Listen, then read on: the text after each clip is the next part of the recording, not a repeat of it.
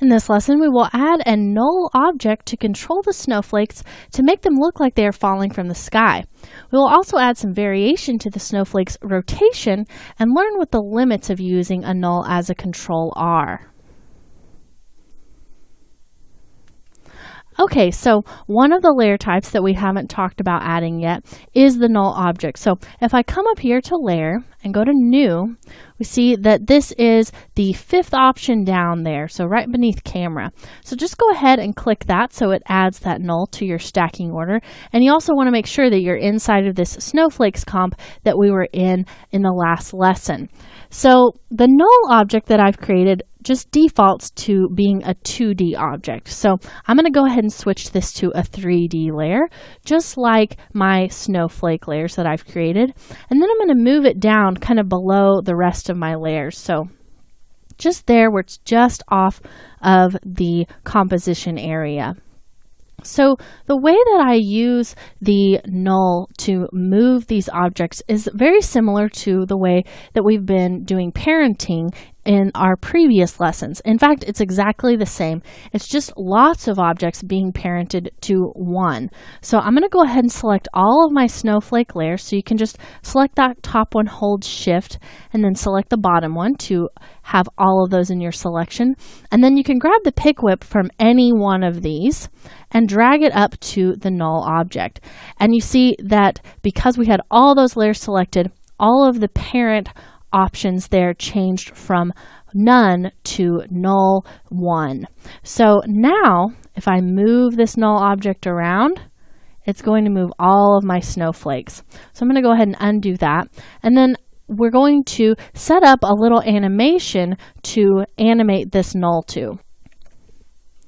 So I'm going to do a really simple animation where the null simply animates from the position that it's in now over about 4 seconds to animate down so the snowflakes have completely moved out of view. So I'm going to go ahead and bring up the position of that null. So select that, hit the P key, and we'll go ahead and set our first key there on that first keyframe. Then we'll move forward to about 4 seconds, and then I'm just going to grab that Y handle and push that down so until all the snowflakes are out of view. And then I'm going to grab that work area and just trim that back a little bit and hit the 0 key on my number pad so we can watch a quick RAM preview of the animation we've created. And one of the things I want you to pay attention to is that the layers that are further back in Z space take a longer time to exit off of the composition. So that gives us that phenomenon, that parallax, that objects further away move more slowly than objects closer. And in the same way, this snowflake right here, it's going to pop back up in a moment, exits off our screen very quickly because it's very close to where our camera would be. So pretty interesting just that we can animate this one null object, and with all of our layers parented to it, we only have to set up 2 keyframes to create this pretty complex animation. Now, what if I want my snowflakes to rotate as well? I can also set this up using the same null that we already have them all parented to. So with that null selected, I'm going to hold the Shift key and hit the R key. So why am I holding Shift while I'm doing that? That's going to bring up the orientation and rotation properties in conjunction with the position property that I already have open. So I'm able to see those keys that I've already set as well as open up a new property. So I like doing this whenever I want to be able to see those keyframes to set them up along with the keyframes that already exist. So let's go ahead and add some Y rotation to this. So I'm just going to select that or hit that stopwatch for the Y rotation, and then we'll move forward and hold Shift right there at that at the 4 second mark and really just intersect the other keyframe that we've already set up.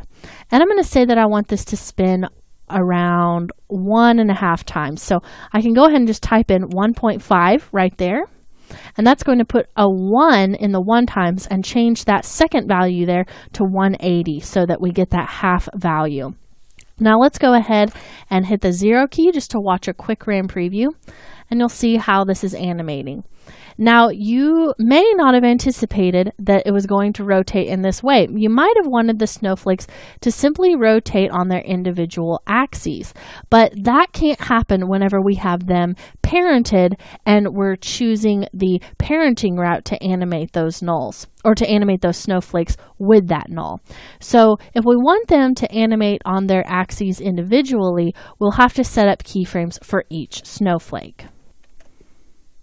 Now, this may sound like that is going to be something difficult for us to do, but because we took the time initially to change the rotation just slightly on all of these snowflakes, it's not going to be that difficult. So I'm going to do it really all at the same time with all of my layers selected. So go ahead and select all the snowflake layers, not the null object, and hit that R key to bring that up.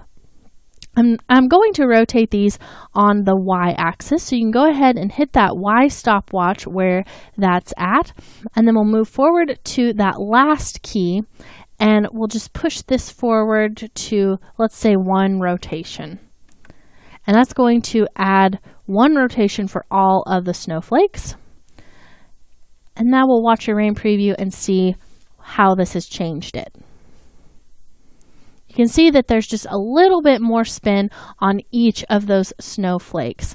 So if I want this to be even more varied, I can come in here and on this first key where we have that Y rotation, maybe I'll just push that forward just a little bit.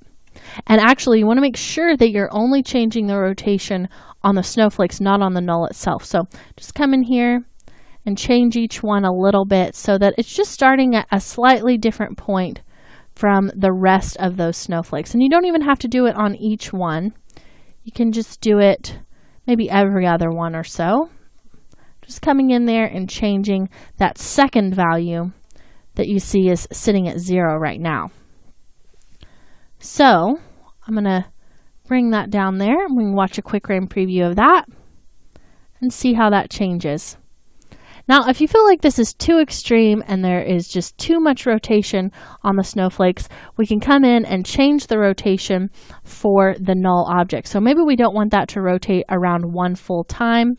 So maybe we only want it to rotate a half turn. So I can just come in there, delete that 1, change that to a 0.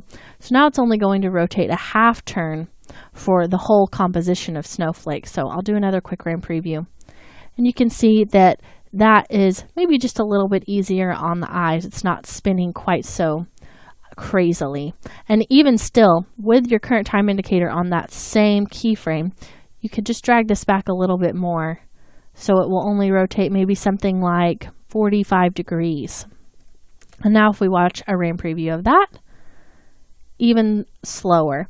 And this looks a little bit more natural. So you can definitely see those spinning on their individual axes as well as just a slight turn on the whole composition. So now all of our snowflakes are rotating around that null and on their own axes, as well as following the position of the null.